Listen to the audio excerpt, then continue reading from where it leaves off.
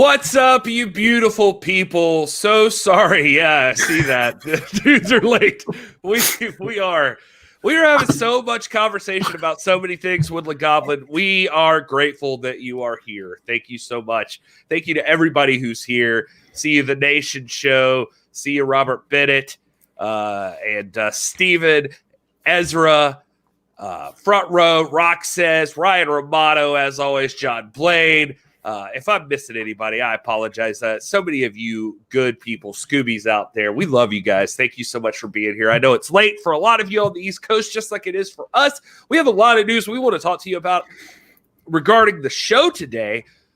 We also have a lot of news to talk about regarding Primetime Live today. So we're going to get into that Primetime Live recap. We're going to get into all the news about the show, all of the plans, some new announcements from NWA. But first, This is Gary Horn, and this is the NWA, the podcast celebrating the past, present, future, history, legacy, and tradition of the greatest pro wrestling entity of all time, the National Wrestling Alliance. And I am joined by my soulmates, like the people. Like if I died today and I could only be in heaven with two other people, these would be the guys that I would do just for eternity.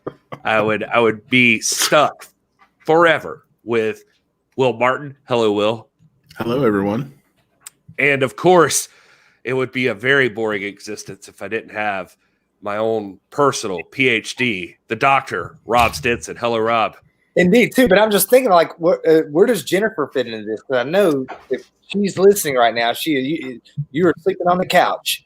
Well, lucky for all of us, I would not have said any of that if I didn't know she was already in bed for the evening. So, hey, well played.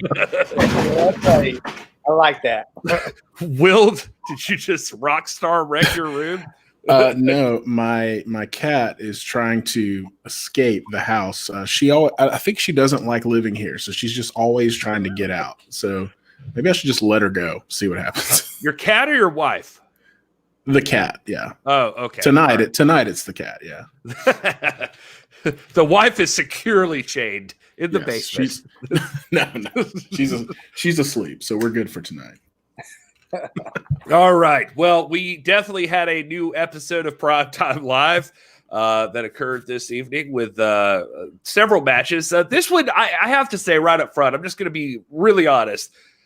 I didn't know what to expect coming into this episode of Primetime Live because I feel like this was the least built up Primetime Live episode we've probably had in its 11 episode existence. I don't think that like a lot of matches had been announced for this one. We got last week several of them, and so still solid episode of Primetime Live. And as you're getting used to the characters involved, I mean, it was strictly a bunch of the United Wrestling Network folks. So I don't know if you guys checked them out on Fight TV. You can. I literally watched Championship Wrestling from Hollywood today. This past week's episode, I got caught up on that. Just enough to let you know for sure that our boy Danny Limelight and Papo Esco, the Bodega, are the number one contenders for the UWN tag team titles. So that's a beautiful moment. They won their spot there. So anyway, but I guess we decided early on we're going to spend a lot of time with the chat tonight. So we're going to run through this show. We're going to tell you everything about this show and talk about it first and foremost and get that out of the way. And then we're going to jump in the chat and see what's on your minds tonight because it's been a big day. It's a lot has happened. And so there's a lot to cover here on the show and in the wrestling world.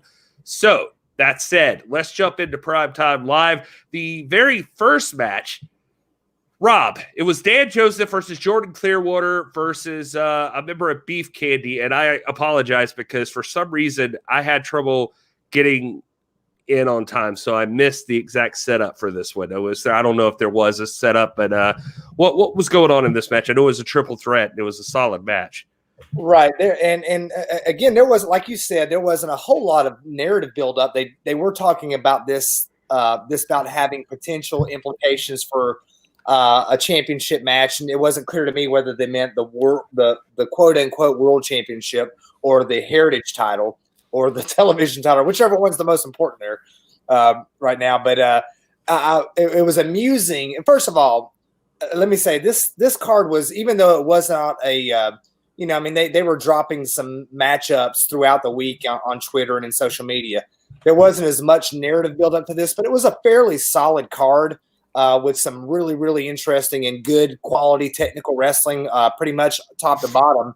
And you opened up with this triple threat elimination match between Richie Slade of Beef Candy, accompanied by Flex McCallion, the Golden Boy Jordan Clearwater, who has personally been trained by a member of the broadcast team there, Blake Bulletproof Troop, and he was spouting off his accolades during this match. And of course, Dan Joseph, who you guys will notice came to the ring without some hardware that we're used to seeing him with, and that is that prestigious UWN Television Championship. Who we were told he recently lost that belt to Levi Shapiro, and then lost his rematch for that championship as well. So there weren't necessarily titles on the line in here, but this clearly has title implications down the road for either the Heritage or the television title, maybe the World Championship once they get that situation settled. What I really liked about this was they came out and our boy Kennelly was just spouting off the man. He was magic on the mic, man. The cornucopia of adjectives that he referred to, the beefsgiving, candy corn. I mean, it was just it was fantastic, man. I was just rolling.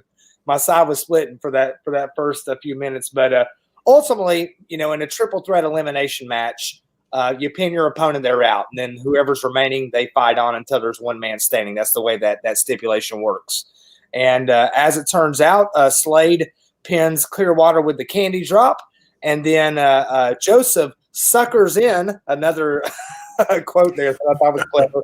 Suckers in Flex McCallion and delivers a long way down to Richie Slade for the win. And so Joseph, coming off 2 defeats, losing his TV title and a rematch, redeems himself somewhat with a win in this triple threat elimination match. Yeah, then we had some post-match kind of activity there with Dan Joseph and Beef Candy. My favorite part about this match was in the setup, in the green screen promos. I really like Dan Joseph's line about they didn't make this a triple threat match because they know that I would be the only threat. I thought that was a cool line just from a promo standpoint. But it was a decent match. Honestly, I think it got more time than it should have gotten. But, you got 3 guys in there. You're trying to tell a story with little or no setup. And I think those guys went in there and did the absolute best job they could.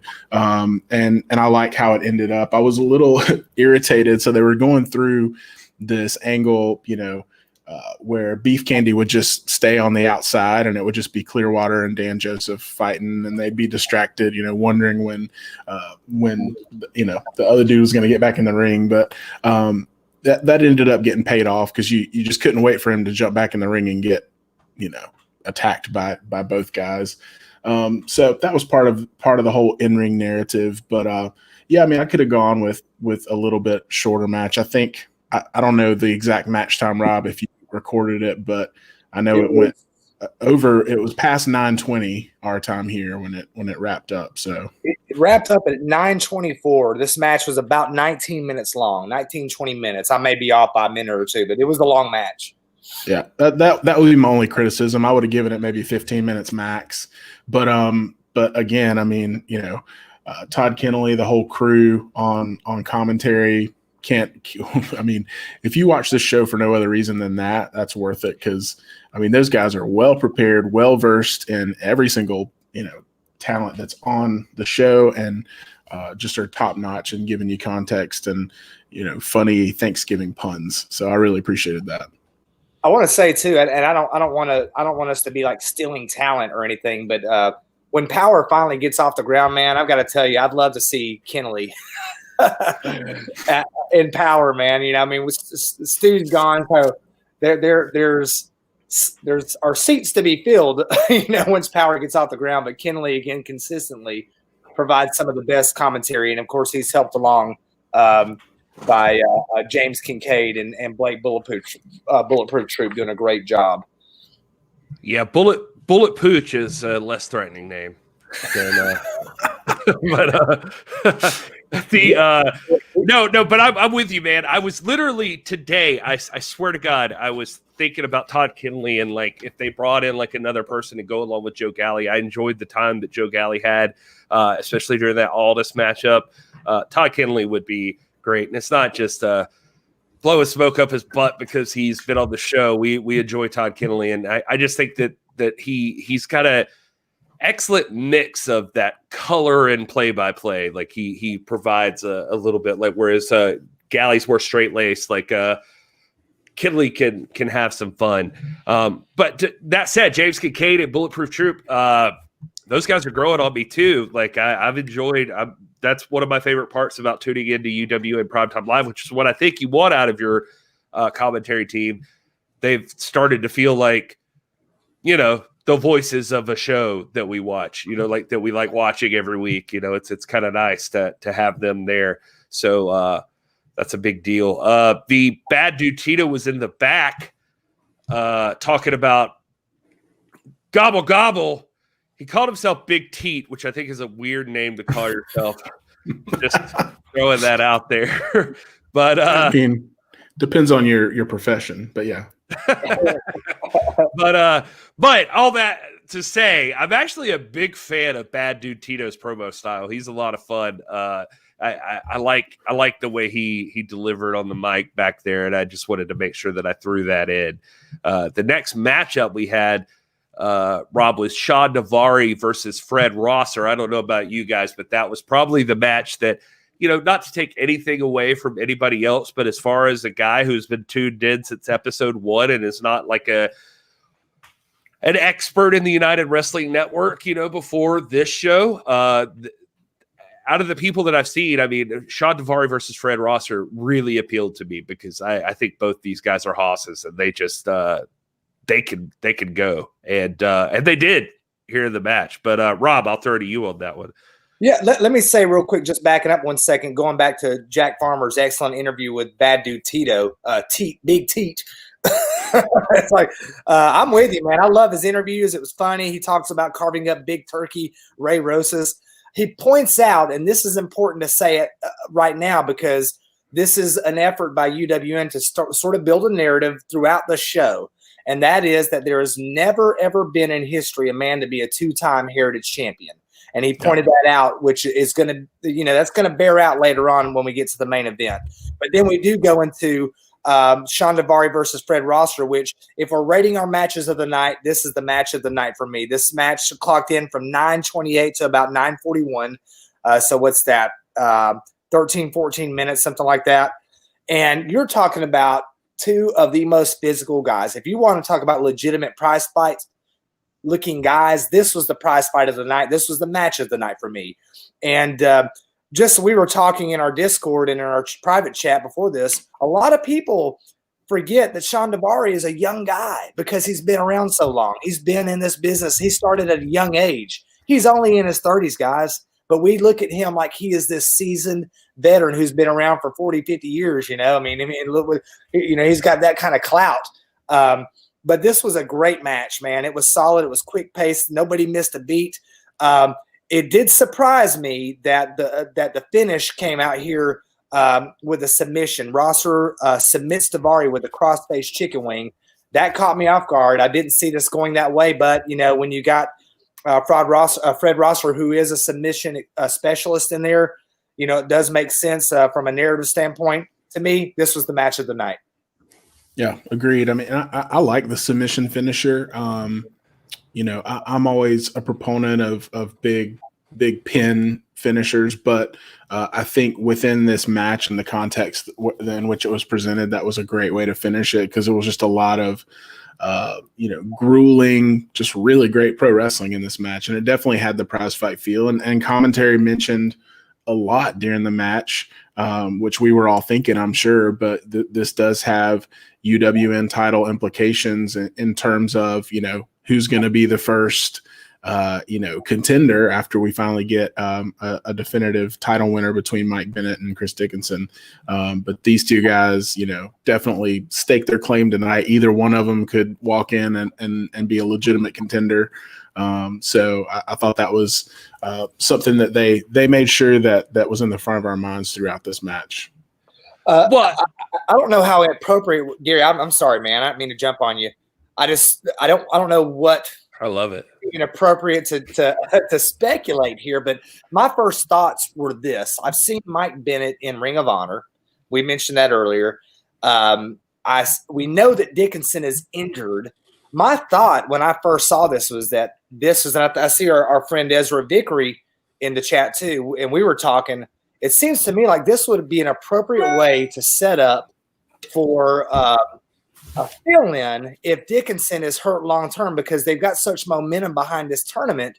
You don't want to be in a position to disrupt the momentum by putting this championship match off for months. If you're talking about a week or two or three, that's one thing. But if you're talking about months, that's not good for anybody. People are in a different place months from now.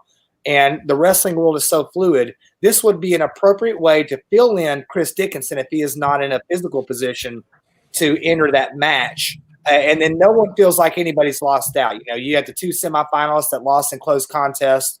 It would be appropriate then to put them two. It would only be fair. And the winner of that would then face Mike Bennett if he's even still in the discussion, now that we've seen him in Ring of Honor. So I don't know.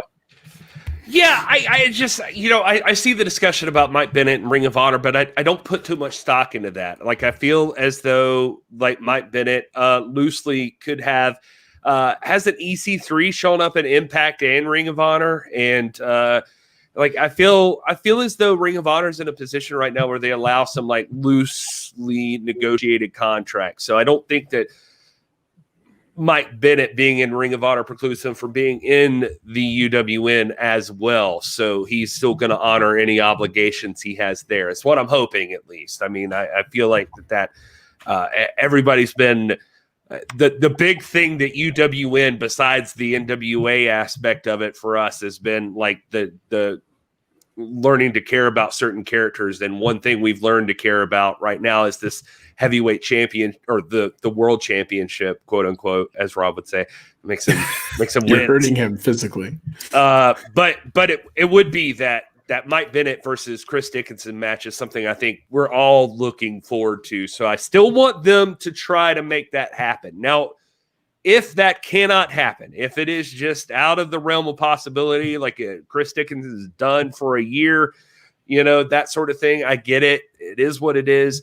Fred Rosser versus Sean Davari was a good call to make a number one contender. Also, we'll get to Davey Boy Smith Jr. is going to be showing up next week on the show, and he's also a legit contender. There's a lot of ways you could go, but tournament-wise, yeah, Sean Davari, Fred Rosser, guys who made it to the semifinals, competing to get that final spot that Chris Dickinson can't fulfill, makes perfect sense. Another thing I want to throw back to, if I could, really quick, just on the Fred Rosser victory.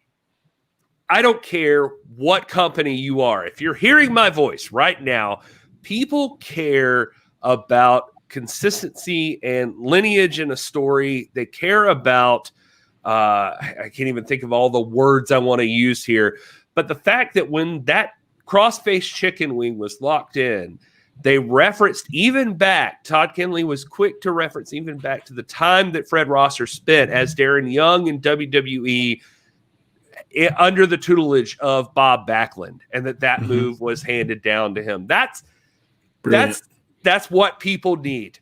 That's what they want to hear, because they're not ignoring. We all see all the same stuff. We know about it. And for any company to not acknowledge or disavow any of that other stuff happening is just stupid. So it makes you feel like you're being rewarded for paying attention when somebody like Kenley or Kincaid or Troop like throw in a tidbit of information like, yeah, Rosser's always going for that chicken wing. He learned that from Bob Backlund. Like, he was under the tutelage of Bob Backlund for quite a bit during his career.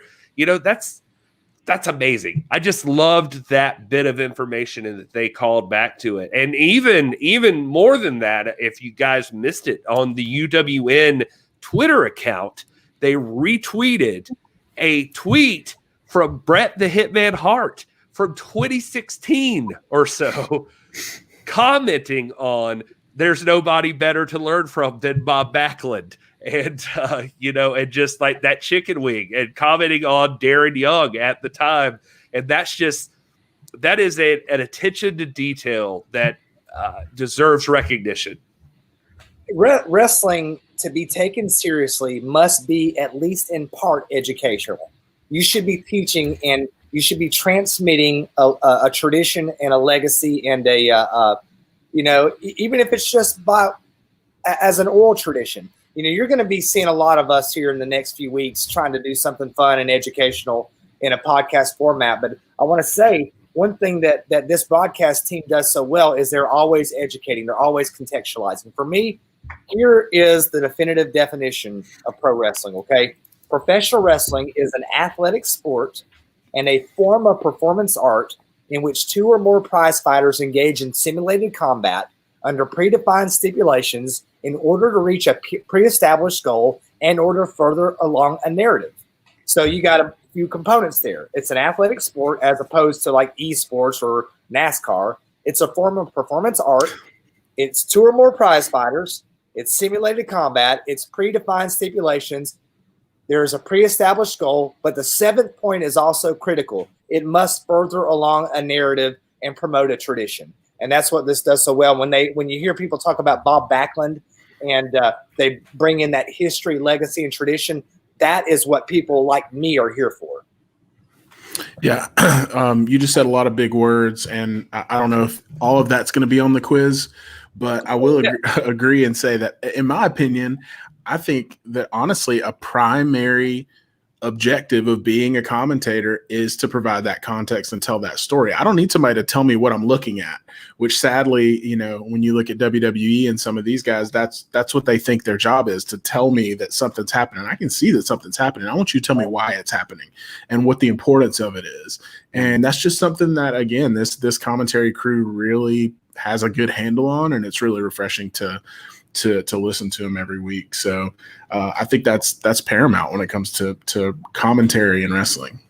To hear Kincaid, like, with the knowledge of all the moves and the aspects of the business that are happening. And then like Troop is in there detailing, like, when you're in a wrestling situation, like what these guys are catch can, like going at it here, like what's the move they're going for? Why would they go for that? What's the next step in that process? That's the stuff you want to hear. And Kincaid, Kenley, with those interesting historical aspects. And they all, and props to them all because they all mentioned this, but shout out to Woodland Goblin in the chat.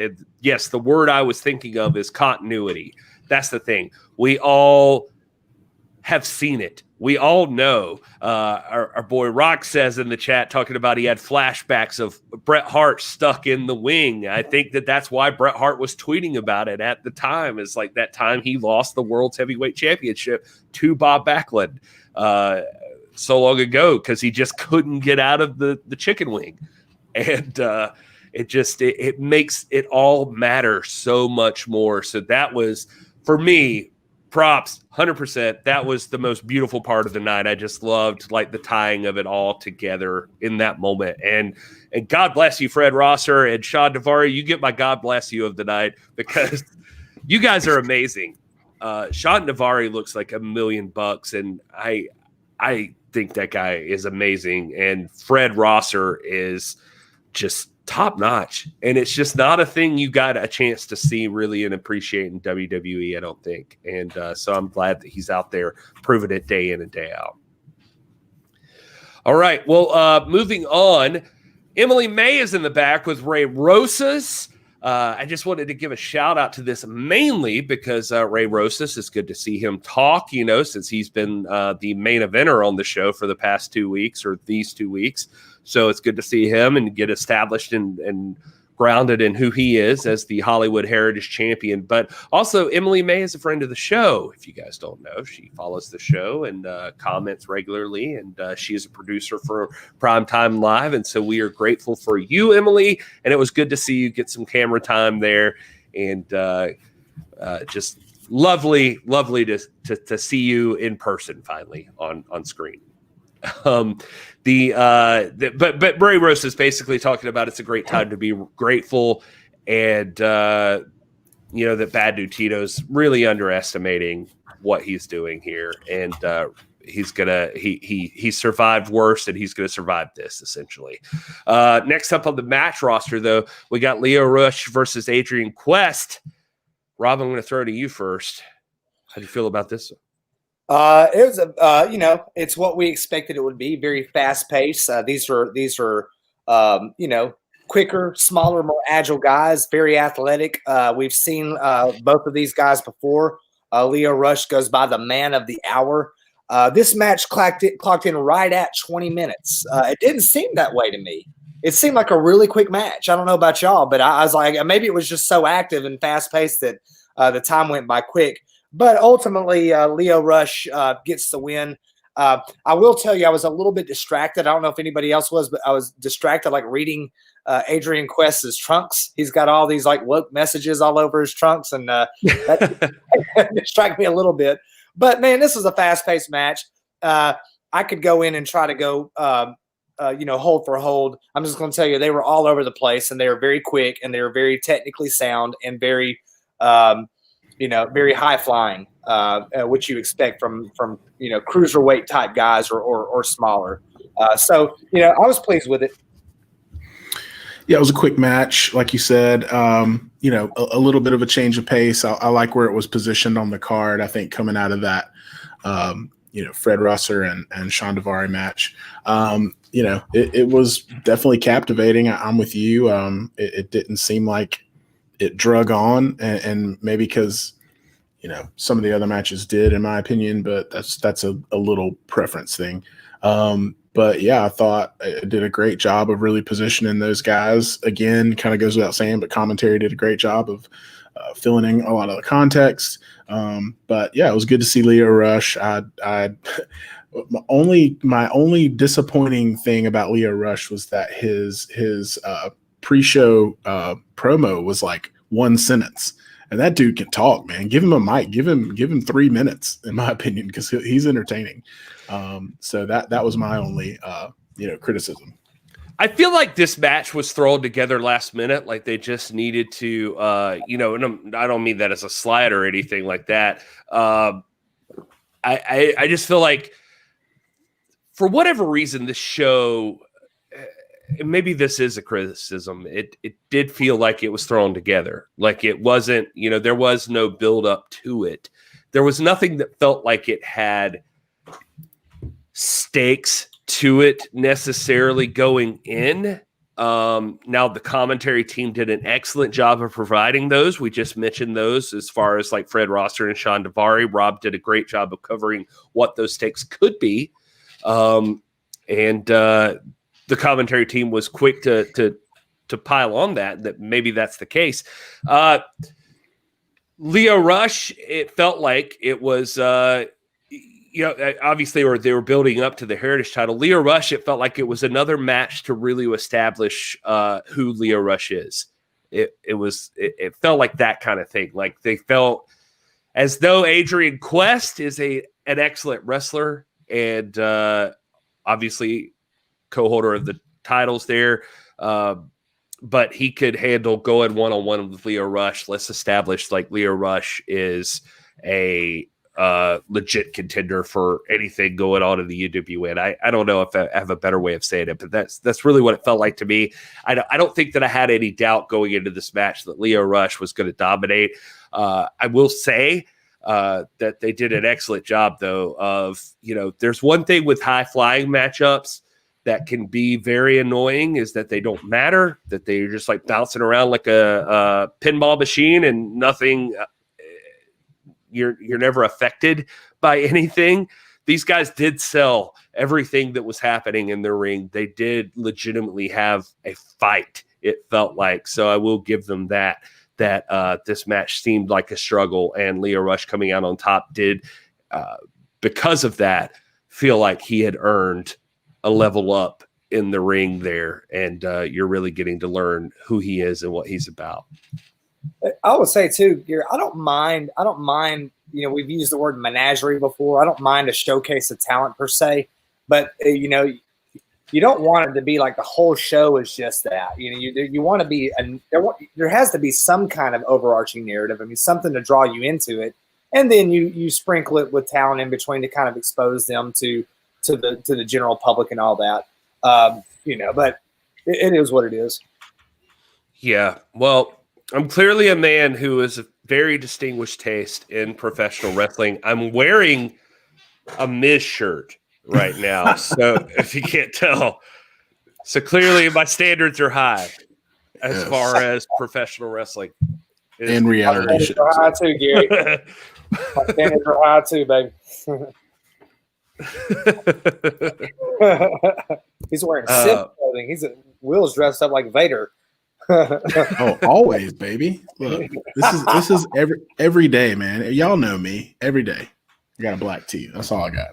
I will give a shout out to our boy Dave Scooby, who's brilliant and always welcoming the NWA fam, the hashtag NWA fam, and sent out a beautiful thank you message today. Thank you, Dave.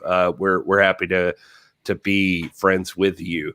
But he did point out here tonight's show was supposed to be for the UWN championship match, and guess they had to move things around to replace what they had scheduled. So an excellent point, well deserved to make. Like, yeah, this was supposed to be the big crowding night for the UWN world champion, and that clearly can't happen. So I'm sure they were scrambling last minute to try to get something together, which is the reason Ray Rosas had to work a double. He went last week in the main event, and he's back this week in main event against Bad Dude Tito.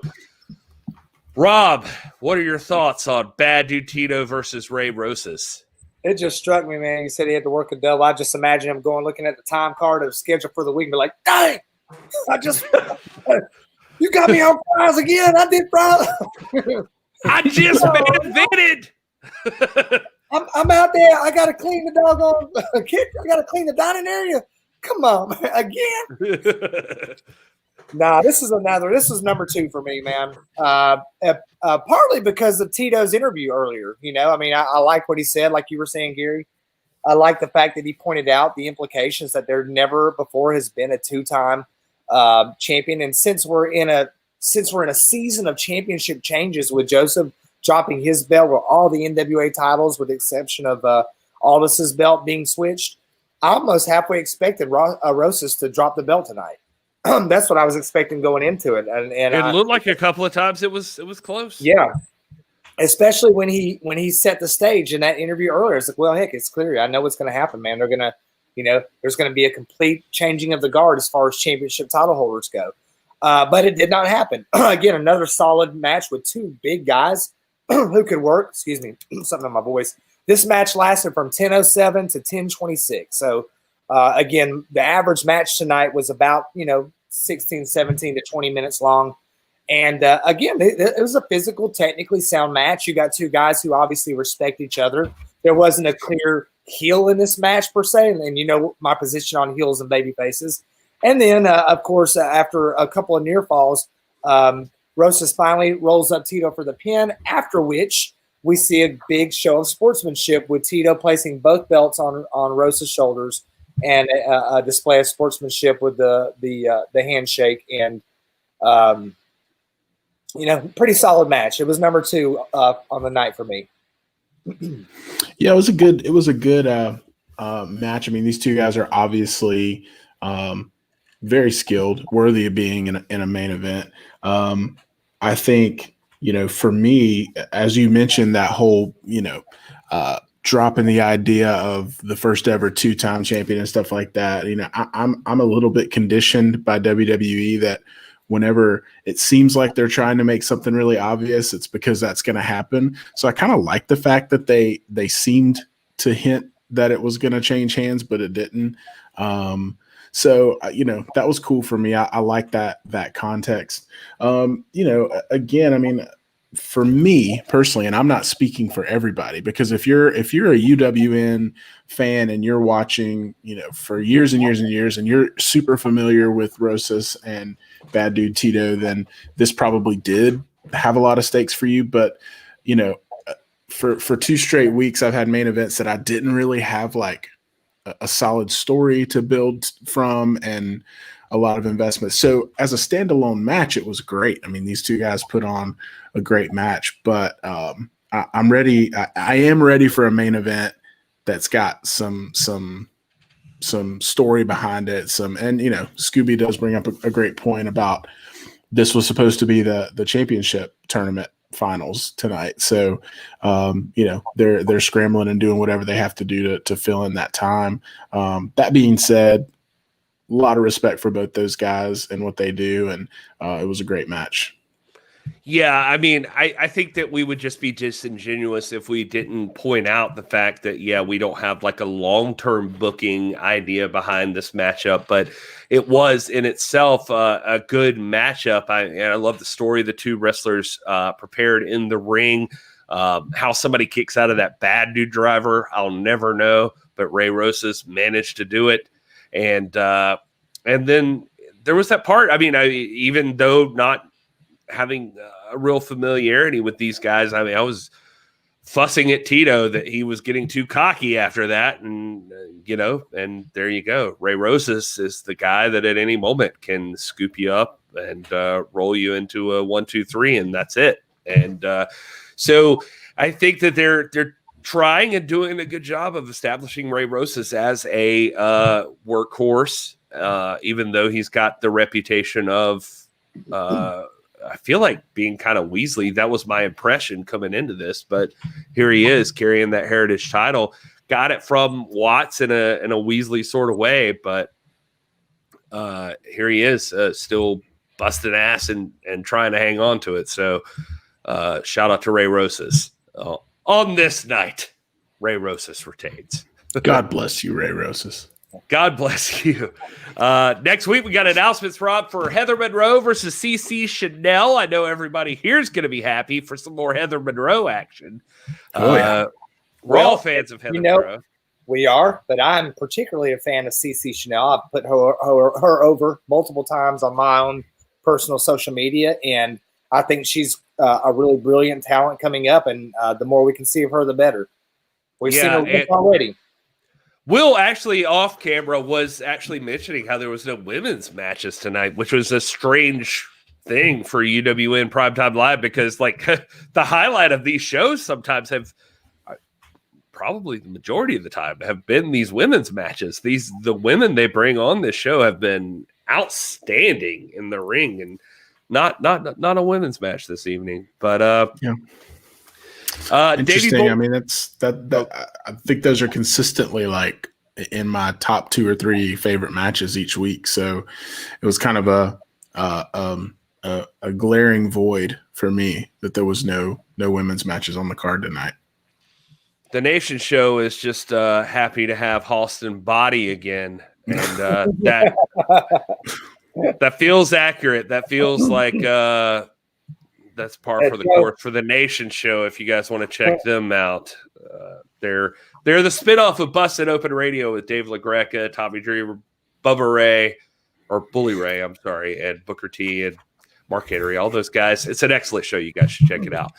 But they're also big fans of Halston Body, and they spend literally like 30 minutes of every show is just praising Halston Body's body. So it's kind of weird, but if that's what you're into.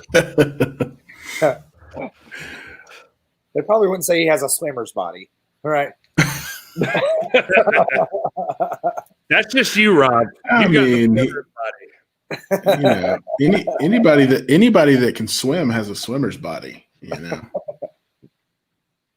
technically. Hey. That's a good point. I can float. You have a floater's body, and that makes sense. The kids in high school used to call me a floater, and so I always wondered. That makes sense now. Oh man! Also in action next week, Davey. That's exactly what they meant. Davey Boy Smith Jr. is taking on Slice Boogie, so you get to see those Mets tights back in action, and up against the British, the Union Jack of Davey Boy Smith Jr. that should be a lot of fun. Levi, said Levi. Slice Boogie has been on a tear as a bruiser here lately, so it's going to be interesting. He's going to run head to head into a brick wall here against David Boy Smith Jr. And also Levi Shapiro is up against Anthony Idol, I think defending that TV title. Rob did mention earlier, and I wanted to throw back in case you guys aren't aware, Levi Shapiro did defend the TV title. He mentioned it in passing that he defended against why did I just forget his name all of a sudden? Dan Joseph, God help me. Dan Joseph, that was on this past week's episode of Championship Wrestling from Hollywood, which is available on Fight TV for free. You guys just have to sign up for Fight TV, and it's the free account. You can watch all the episodes of Ring of Honor, Championship Wrestling from Hollywood, all of that stuff. It's all on there. So this past week's episode of Championship Wrestling from Hollywood featured Levi Shapiro versus Dan Joseph. Also, the Bodega participating in a big mixed match to determine the number one contender for the UWN tag team titles. So if you like seeing Danny Limelight in action with Papo Esco, it's a good one to watch because they keep running up on the same guy trying to catch an interview with him, and they bully him so much, and it is just, it's brutal to watch, but it's also kind of funny. Anyway. Right, that's right. Thank you, Rob. All right. Well, that is it for this week's episode of Primetime Live. We're going to throw to the chat. We're going to talk about a few other things, too. One thing that keeps coming up in the chat, guys, that I want to talk about while we're here hanging out, Mike Bennett showed up on Ring of Honor. I watched it today. He was there. He's a UWN Primetime Live regular. We've seen him. We've seen him go for the NWA 10 pounds of gold. We know he's in the finals for the UWN World's Championship. But he also, this past week on Ring of Honor, showed up and saved his boy Matt Taven from a vicious attack. And there was a big hug in the middle of the ring. The Kingdom 2.0, a lot of people are saying on Twitter and that sort of thing. But does this mean that Mike Bennett has moved on? Does this mean Mike Bennett has no love for the UWN championship? No, I agree with what you said earlier. I think 2020 has changed a lot of things in the wrestling world, obviously. And I think one of those is that outside of WWE, honestly, WWE is the only outlier in this. I think there's a lot of open doors. And I think that is a new standard in wrestling from Ring of Honor to Impact to AEW to everywhere that's not the WWE, that their doors are open. And if it's something that can benefit everyone, and I think Ring of Honor sees an opportunity to do some callbacks to Mike Bennett's days there pre-WWE and are taking advantage of it. And he could be a regular on there. I don't know. Scooby's given us a lot of insight in the chat about their filming schedule. Looks like they're doing a bunch of, filming kind of groups of episodes at a time, which I think they have always done. I know that the times that I've been to Ring of Honor shows, they would film like 4 or 5 of their weekly episodes in like one night. And so that's kind of their cadence. But so the fact that he was there for the show that aired this week would tell you he's probably going to be on a few other weeks, since they're probably filmed in the same setting, the same time, which is great. I think it's great for Mike Bennett. But no, I don't think this takes him out of the UWN picture again. I think that's that WWE thinking that like, oh, he's gone, and we've talked about that a lot on the show, so I won't belabor that. But, I think there's a very real chance he could win the UWN title and appear with it on Ring of Honor. I think anything's possible at this point. So I'm glad to see him. And I told you guys in our chat, but like, man, I got chills when I saw him and Taven hugging after that. Just because, after we had an awesome chance to sit down and chat with him personally, just knowing how close he and Matt Taven are like in real life. That was just a cool moment for me. Well, to double down on your point or piggyback off of it, our boy Front Row in the chat saying, just going off that, saying, unless someone is signed to WWE, I assume anyone can appear anywhere and love it. It seems that way. It really does.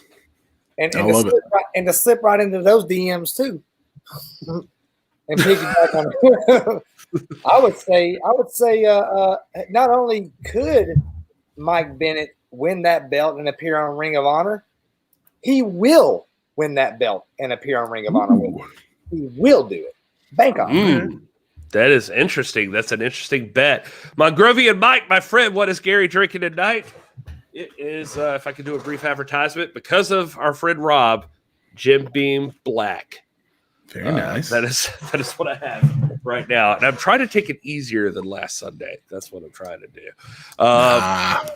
Go in, man. It's what the people want. Oh, my God. All right. Well, let's go with some of the chat, what they're talking about. I mean, Robert Bennett's right here in the chat. And I mean, he's talking about the big news that everybody that's joining in on this show, and I assume some of you watching that are not participating in the chat, you're talking about it, and you're here to hear about it.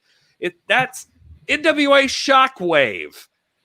Just announced today, guys. That is a big deal. There's been like radio silence from the NWA. We know we're a show called This Is the NWA, right? There's been like nothing NWA. And we've been working on our own plans and our own strategies and our own, schedule. And here comes the NWA out of nowhere announcing NWA Shockwave, Joe Galley appearing on the YouTube video. You can check that out. We won't show it because we'll get kicked the hell off of YouTube, apparently, if we share anything that we're not licensed to show. We found that out last week. But right. Yeah. Listen, man, ask me before you show my Manscaped ad. You gotta ask me, okay? Rob had a great Manscaped ad, but we're just gonna have to go right back to telling you that code NWA Pod gets you 20% off and free shipping at manscaped.com. Shave your dad's balls this Christmas with NWA Pod at manscaped.com. No, it wasn't that. I think it was the Undertaker clip that really sealed the deal. Also, I showed a CM Punk video that I was tipsy and just felt like showing. And I had Cult of Personality playing over that. And there also, apparently at some point, we played Into the Fire. And I'm going to be honest with you. During the promo for the online store. I was going to say, I'm going to be honest with you. I don't even remember playing that. Then there was you were in the bathroom, but listen, I'd say go back and watch it, but you can't. So if you were there and you experienced it live, congratulations, because now it's gone forever.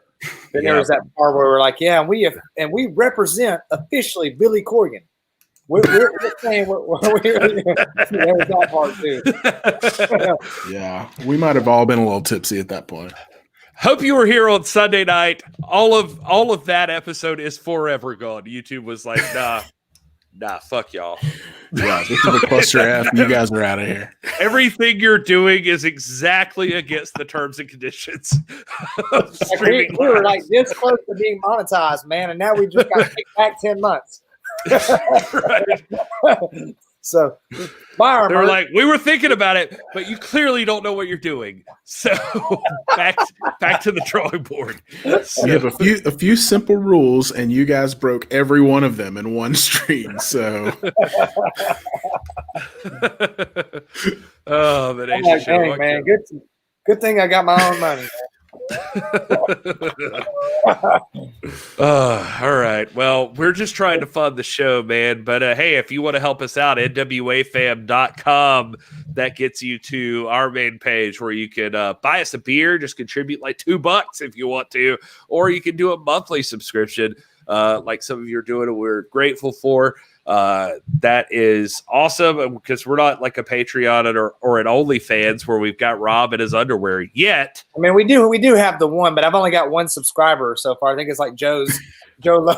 So I think it's my only subscriber. So, but she's a good tipper. So.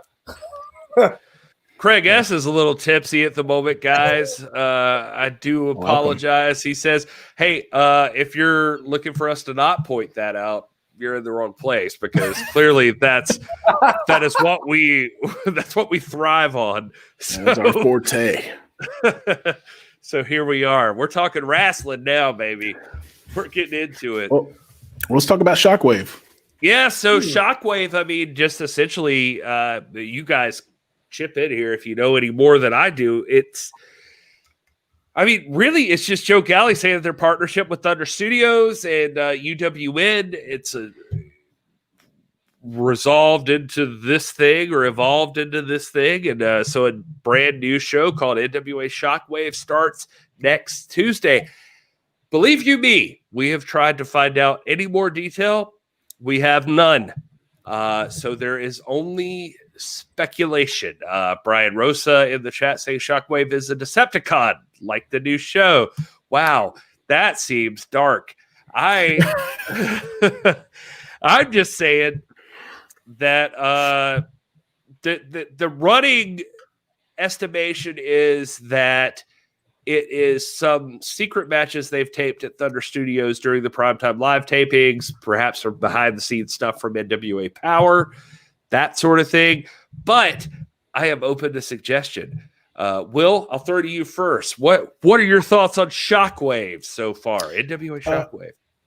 Yeah, so I'm the practical side of me. Obviously, I'm with you. I think it's going to be some dark matches that possibly they filmed at Thunder Studios before or after Primetime Live, while a lot of the NWA talent was there. Just seems like a no-brainer to go ahead and do that, get some content there, and be able to put out some at least some matches. My hope is that it will also include some promos from active champions. I want to hear from the Pope. I want to hear from Trevor Murdoch. As much as it pains me, I want to hear from Aaron Stevens and Kratos, just to keep the storylines going. We're all about storylines here. We talk about it all the time. Even if it's a cell phone video, like, I don't care. Just give me something to sink my teeth into for some ongoing storylines and reminding me that the NWA is still living, breathing, active. Obviously, I'd love to see Nick Aldis on a weekly basis, but I don't know if this show is going to be the place for that, but we'll see. That's my hope, that it won't just be kind of spliced together clips of dark matches, but we'll actually get some stories in there. But we'll see. I'm excited for it regardless. Yeah, if you think back to a couple of the eras in the NWA's history kind of stick out in my mind. You've got like the Wilderness era and then the Trowbridge era, where you had a multiplicity of NWA programming, and they weren't all necessarily connected. They would subscribe, they would pay a membership fee and have the right to license the NWA name. And I'm not saying that's happening at all, because it's not happening. The NWA is owned by one man only. But that's what it feels like with Shockwave. It feels like it's something that's sort of disconnected from Power. It seems like a circled square. And I was about to say that. Scooby just pointed that out. It seems like a circle square type thing where they're going to showcase some matches that were recorded but not necessarily aired. Maybe they will, maybe they won't have NWA implications, but it's refreshing to see original NWA programming. I'm glad, and I have high hopes for it. So we'll see what happens. Yeah, it's going to be interesting either way. We're going to be here. We're going to be watching it. We're going to be invested. We are at the NWA pod right now. Guys, yeah, I feel like this is the time to really talk. Let's get real. Like, you guys in the chat right now. It's time, bro. Time. Listen, everybody in the chat right now, you are the hashtag NWA fam. You are our community. You are part of this whole thing, like, from day one, as it's grown and as it's advanced. So we've been working on some other stuff, and it feels almost dirty. Like, on the day that NWA Shockwave gives it announced that we would talk to you about this, but we do have something very important to talk to you about. And so, Rob, I don't. What do you think? Should I just show them? Man. Show the clip, and then we'll talk about it.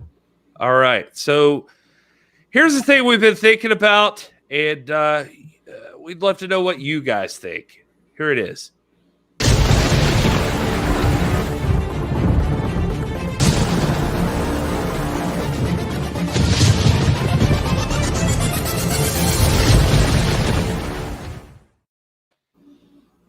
Short and sweet. There it is. There it is. The bottom line is this. Oh, go ahead, Gary. No, go ahead. No. Feel free, Rob. The bottom line is this.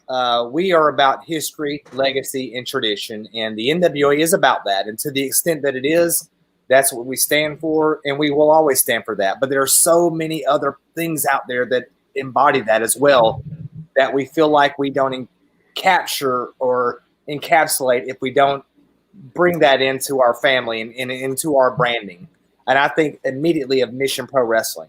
I mean, if you want to talk about history, legacy, tradition, yeah, it's new. It's an upstart promotion, but it's some of the best things going today. It's promoting some of the liveliest, most enriched, most vibrant wrestling, and they have a clear rooting in history and tradition. And so you're going to, here in the months to come, the weeks to come, we're looking at expanding into something like a network of our own that will include the NWA. This is the NWA will still be there, but we're also talking about this is Mission Pro. This is Primetime Live. This is pro wrestling history. Some of the things you see us doing on TikTok. Will bringing back some stuff, that like he used to do on a daily basis or maybe on a weekly basis. We've got a lot of ideas, educational oriented podcasting.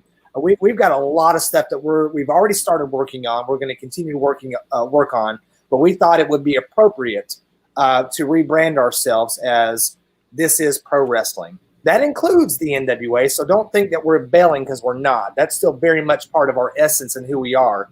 But we want to include so much more. And, again, I think of like pro wrestling. I think of Mission Pro. I think of Ring of Honor. Let's cover up, Rob. Sorry, I was trying to casually throw up the logo, but we're still learning. But, yeah, sorry, Rob.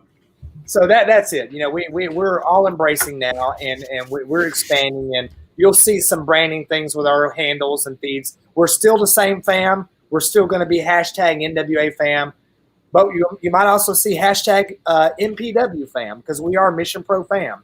You might see some other things, but we'll keep building this, and we look at this as a positive thing, not a dismissal of the NWA, because my champion is Nick Aldis, but my champion is also Thunder Rosa. My champion is also the Pope. My champion is also what's going on in Ring of Honor. There's so much there that we want to embrace that we don't want to niche ourselves and confine ourselves just to this thing. We want to include that, but also so much more. We're living in, despite 2020, we're living in one of the greatest times in pro wrestling history, and we want to be part of that discussion. Do you want to see the other thing? Because I made it while I was supposed to be doing my regular job today. Here it is.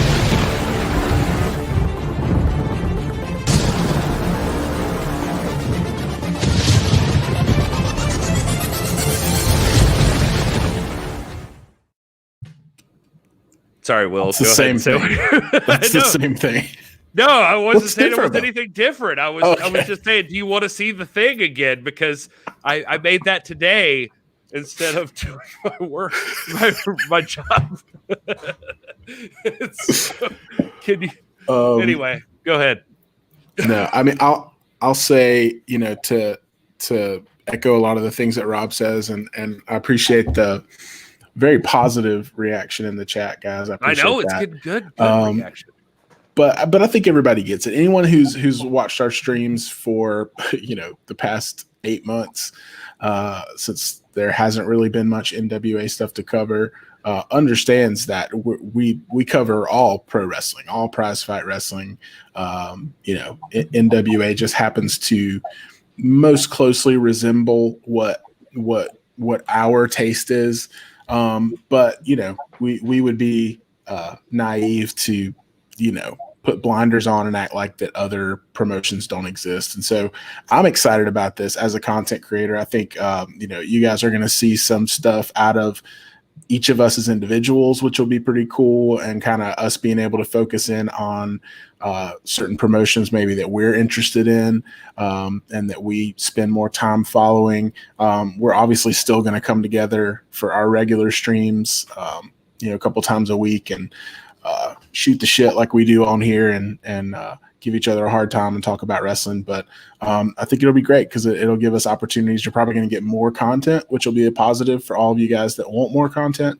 Probably some more audio content, more video content, things like that. So I'm super excited about it. Does this mean more WWE? Probably not. Sorry, Woodland Probably Goblin. less. Probably less WWE, unless you're talking about NXT or something. Listen, we're going to focus on the culture. We're going to focus on wrestling culture. That's what I think we're going to do. If you tuned into last Sunday's show, we talked a lot about that Drew McIntyre Roman Reigns match. I feel like that kind of stuff will come up. No, not every bit of WWE.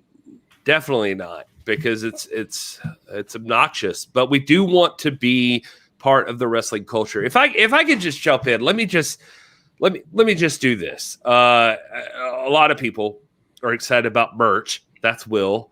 Okay, I'll get on that. Yeah, I realized it was going to be that. New shirt. Come on, Will. When is merch available? All right, you guys. Ryan Rosa wants the first shirt done. This is pro wrestling. Love it. Yeah, all of that stuff. But let me jump up here. And Ezra Vickery saying, expanding on other promotions will expand your brand and audience. Very smart. Robert Bennett, expanding your brand. Y'all are still going to be the go-to channel for NWA news and talk. Thank you, Nation Show. And James Lawrence, you have to grow. We'll definitely grow with you. Just don't expect me to start being nice to AEW when they do stupid stuff. Well, here, let me. This is important because I'm seeing all of this stuff, and I want to be very clear. Every single person that I just mentioned right now in that chat, you are part of this. This is part of a community. We started out as the hashtag NWA fan, but this is a pro wrestling community, and you all have stuff you prefer. You all have stuff you love. But one thing that I'm proud of, at least from the very humble beginnings, if I could say, of like when this thing originally started, is that I just wanted a place to hang out with buddies and talk about pro wrestling.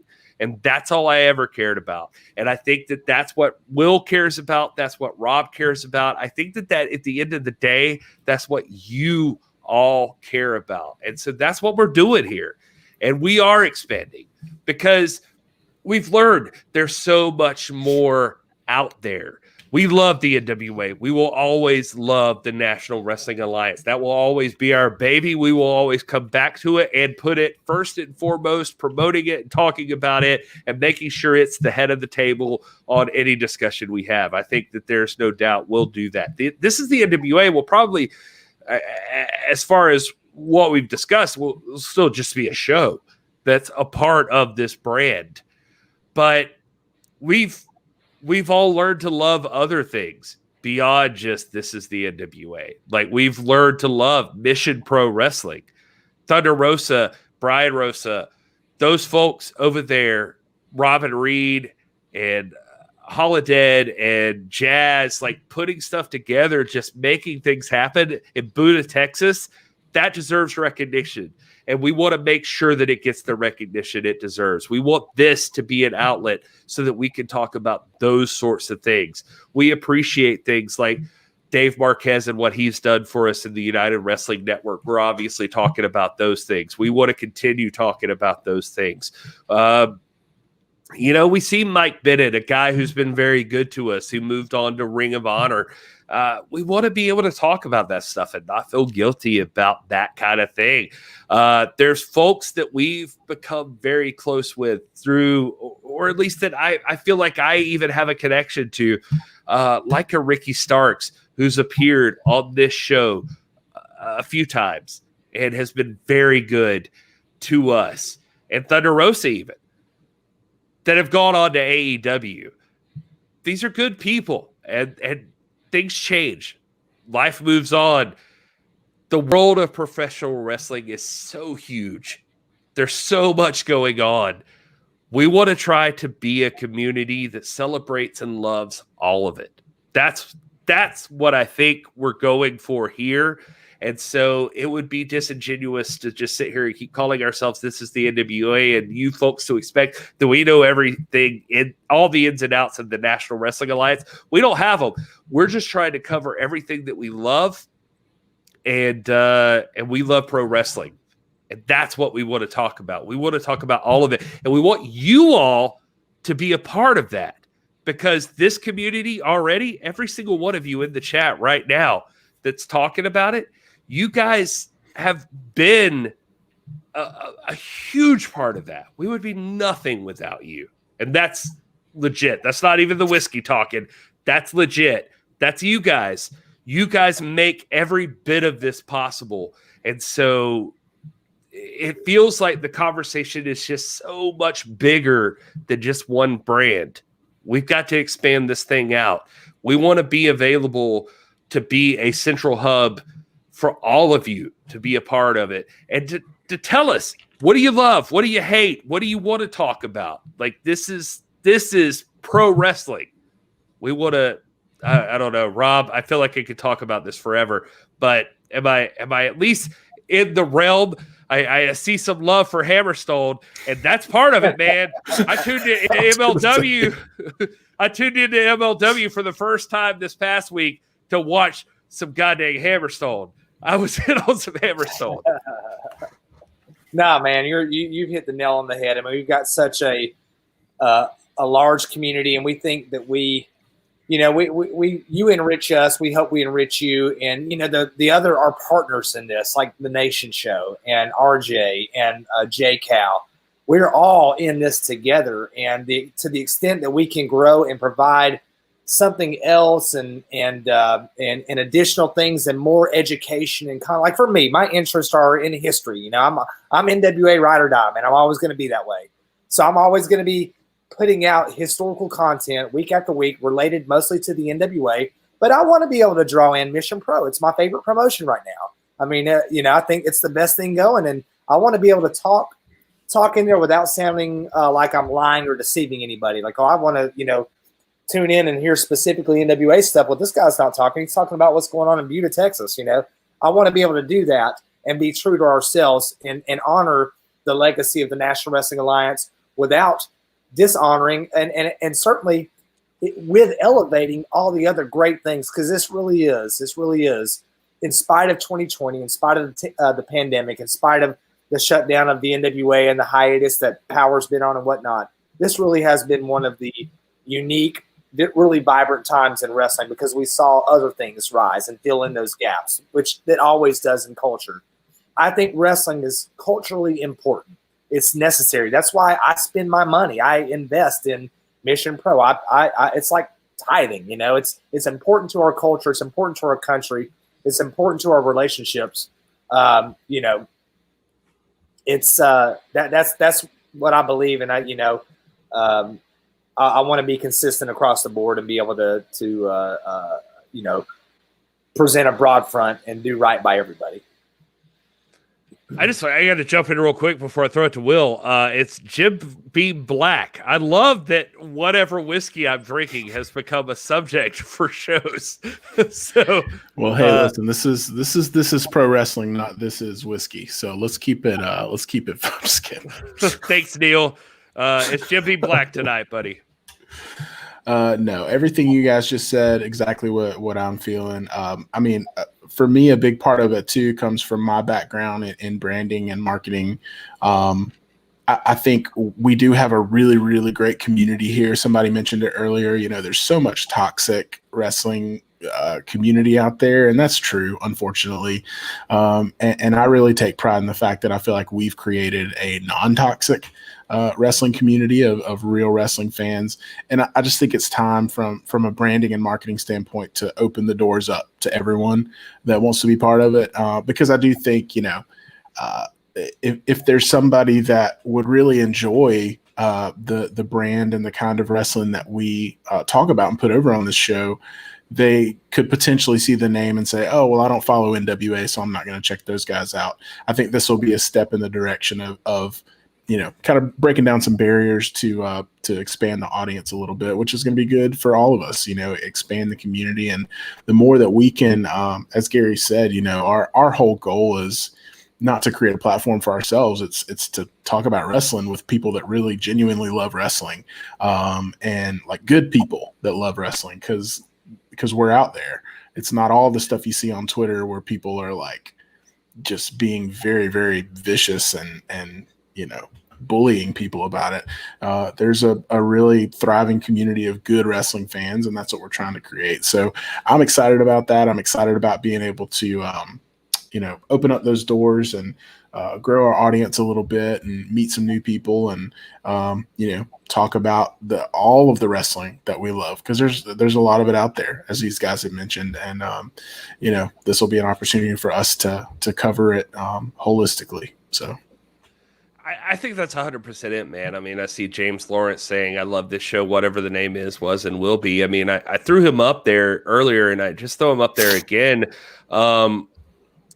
It's just because James Lawrence is like notable in our family of like being the guy that hates AEW, or just like he always is so critical of AEW. And we argue with him all the time about it. And it's okay. Like, here's the trick. Here's the trick for all of this, for anybody watching right now. Like, you can have any opinion you want to. All we demand out of this is respect.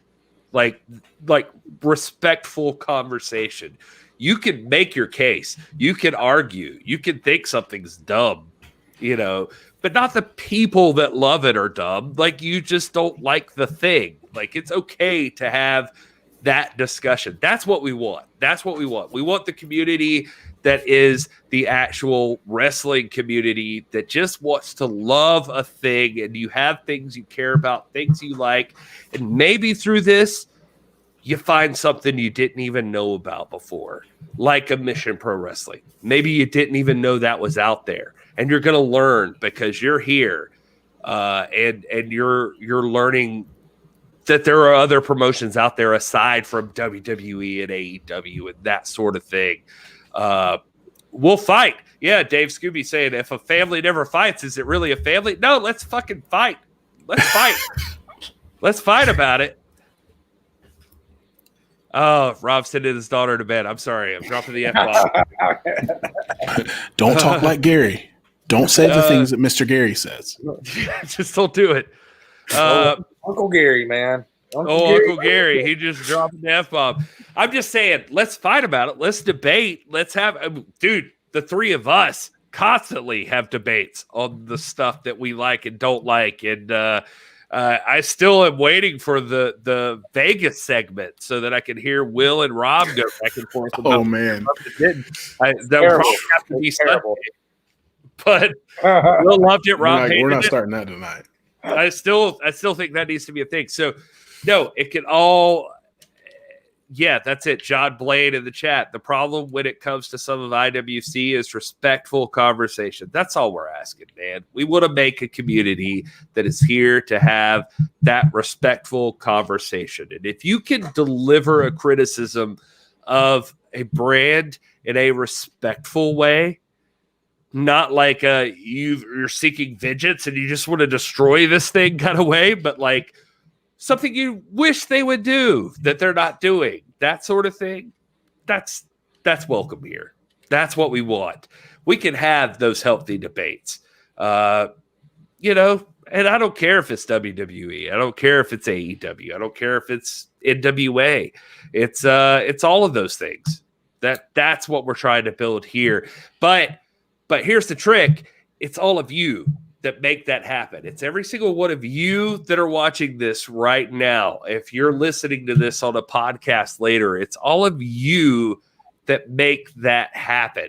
You have to share this with your buddies, your friends, everybody that loves professional wrestling. You have to get the word out that, hey, you finally have a place you can come to and have discussions. Nobody's going to call you dumb.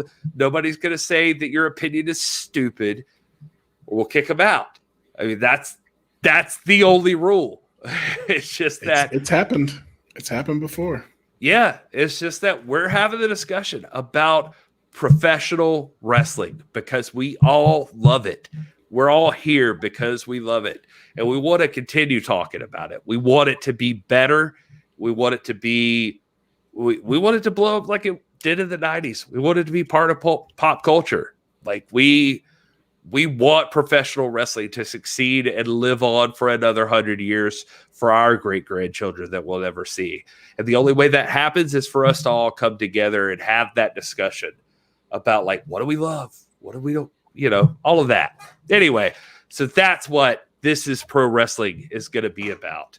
And I can't be happier to have these guys with me. And we're gonna take this brand a little bit further. And I feel like it's been a pretty positive response so far.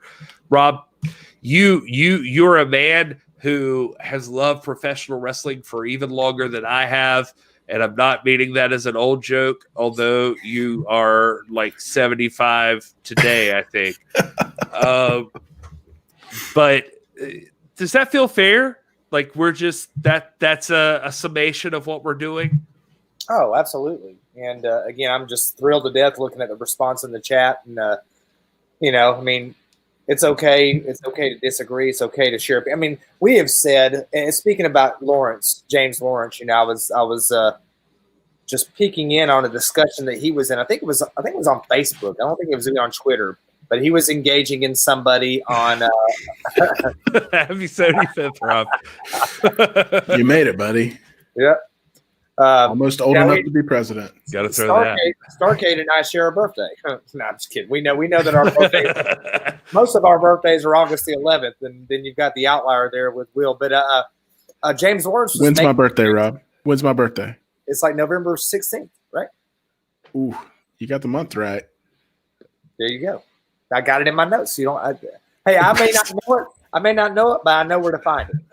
Well, we'll just say you were in Texas on my birthday. I'll just say that. Oh gosh, man. Woo. Anyway, we can work on this hashtag. Brian Rosa throwing up the hashtag. This is wrestling, fam. Yeah, we gotta nail that down. And by the way, part of the problem is that this is pro wrestling is already taken on the .com and the .net, everything. So we're just doing it anyway. Thanks, Steven. I'm gonna throw that up there just because I love people shouting my name. It's been so long since my wife did it. Will's so bummed out. Oh, come on, man. We're all family here. We're having a good time, Will. High quality. All right. Well, we got to wrap this thing up soon. You guys have all been a part of the special detail. This is all gonna, clearly we're still at the NWA pod on everything. We're slowly rolling this out and figuring out how it's all going to go. If you have suggestions, you have ideas of how to make this community the one-stop shop for pro wrestling discussion, we welcome them. We want to hear. Yeah, and if there's a promotion or a brand that you want to see covered, let us know. Don't let us know if there's one that you don't want to see covered. Let's just keep it positive. So let us know what you want to see. Don't send us a laundry list of don't cover this, this, and this. Because I can tell you this, one cool thing is, we're going to still do our streams with the three of us just talking about general wrestling, but you're probably going to see some more segmented shows. You might see a Survivor Series reaction show. And if you don't like the WWE, you can just skip on past that one. So it's going to make it a little bit easier for you to pick and choose, what you want. But again, let us know what you want to hear. And so we can really take that into account as we start to plan in the coming months of what these shows are really going to look like. Here's the thing with WWE is it's just like, that's the first place to attack, but it's just, hey, look, WWE dictates pro wrestling culture. They do still to this day, and they will for the foreseeable future. So we don't want to ignore them. NXT is some legit good stuff. There's good stuff on there that's worthy of being discussed, and it shouldn't be shied away from just because it's a WWE brand. Yeah. So we're gonna hit on everything. We've got some ideas of what's gonna go on, and And yeah, like Brian Rosa is pointing out here, we can all learn about new people together. Hey, listen, been having the conversations with Rob. Like we're working our way into something like that. Rob mentioned this earlier, but we're not kidding. We're planning on being your one-stop hub for wrestling. Like we want to be. If you have a friend who doesn't know shit about professional wrestling and they want to, we want to be the place they can come to. That's the idea. Eventually, we want to make it like we can get you the easy access. Swipe your card. We'll tell you everything you need to know to jump right into the conversation.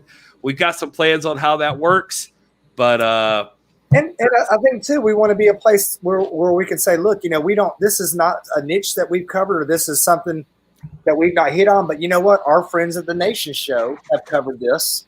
Let us direct you over there. Or RJ's got this fantastic. You mentioned this particular person. RJ's got this interview coming out. J Cal's doing this. I mean, we've got a family of people that are like-minded and of a kindred spirit. And we want to be a place that you can go to and know that, hey, you're going to be educated. You're going to have a good time doing it. You're not going to feel preached to. Everybody's got a welcome opinion, but we're going to celebrate pro wrestling. And we've got friends on our team also that we can point you as well. I mean, there should be something that you could go to every day to celebrate this great sport, the greatest sport in the world, alongside baseball. Thanks, Steven. Whiskey Gary all the time. I appreciate that. No, legitimately, I did talk to Rob earlier and talk to him about his doctoral intelligence to say, listen, this is what we need. We need to get to a place where, like, if a person doesn't even know what the hell professional wrestling is, where it came from, like what one thing is over another thing, we need to be the place they could easily come to learn. And I think we're going to do that. And yeah, because of this community, it's going to be easy. I feel like Brian Rosa I brought up half the people in UWN months ago, and now they're all on every week. That's what we're talking about. If you're a part of this community, you'll know everybody you need to know. Trust us. If you pay attention to us and you pay attention to Mission Pro Wrestling and our coverage of it, you're going to know every female wrestler you've ever needed to know. They're going to pass through Mission Pro Wrestling. They're going to be a part of it. And that's history in the making right now. It feels good. I feel good about this. I think we're nailing it. I think this community is going to be the best community to be a part of. All right. That's the freedom. Okay, well, I guess we'll wrap it up here so I don't ramble on like last Sunday. And Lord. I want to give a quick shout out to everybody who tuned in tonight, even those of you who are watching and not communicating in the chat right now. We do appreciate you watching. If you're hearing my voice right now, we appreciate you listening over in Switzerland and Australia and India. We're apparently huge for the podcast scene. We are grateful for all of you. Will, do you want to tell people where they can find you if they want to communicate with you on the interwebs? Sure. Yeah. I'm at Hey It's Will with one L on all the platforms except TikTok, where I'm at heyitswill.com, which is also my website if you want to check out what I do for a job. So check it out. The doctor, Robert Stinson. He's a real doctor, folks, no matter how stupid he sounds on the show. Right. I'm just kidding. It's a joke. I almost spit my drink out. That's no gimmick. I mean, anybody can buy a real doctorate, which is what I did. And I earned my doctorate, man. I'm a real doctor. That's not a gimmick, but you can find me on all the social medias at This is Dr. Stinson. Currently at the NWA Pod on TikTok, where I do have an individual TikTok, but I'm trying to put most of our This Is Pro Wrestling History segments on that platform. And by the way, happy birthday, Starcade 83.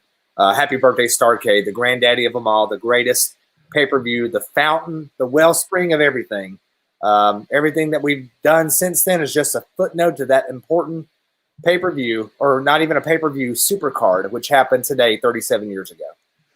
Oh, man, before I tell you, well, listen, I'm at This Is Gary Horde on everything. Front Row is mentioning, by the way, they have an interview with Cowboy James Storm debuting at Saturday at 6 p.m. on the Nation Show. You got to check that out. We mentioned a lot of different places. We didn't mention Wales, and we've got some people in the chat from Wales. Craig S., thank you. Legitimately, thank you so much for hanging out with us, buddy. This is so cool. Just the fact that we can right now communicate with you over in Wales. Ezra, Gary Barry, Dr. Stinson in one sentence. Well, he deserved it. And Monrovia. That's my favorite comment of the night right there. Yeah, prove it, Rob. Well, show us your stethoscope. Show us your stethoscope. I bet you ain't even got one. You got to join Rob's OnlyFans to see the stethoscope. That is on the $30 tier. That and the thermometer. Got to do it. Thank you guys. Legitimately, seriously. If I haven't been clear enough, thank you so much for being here with us.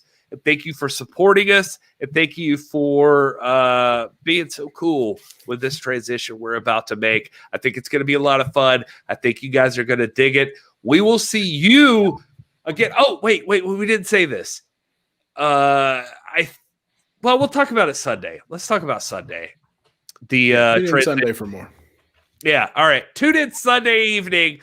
We're going to talk about it on our live show there, what our future plans are for our midweek shows. And all right, I got to shut up for now. Thank you so much for listening and enjoy your gravy cake.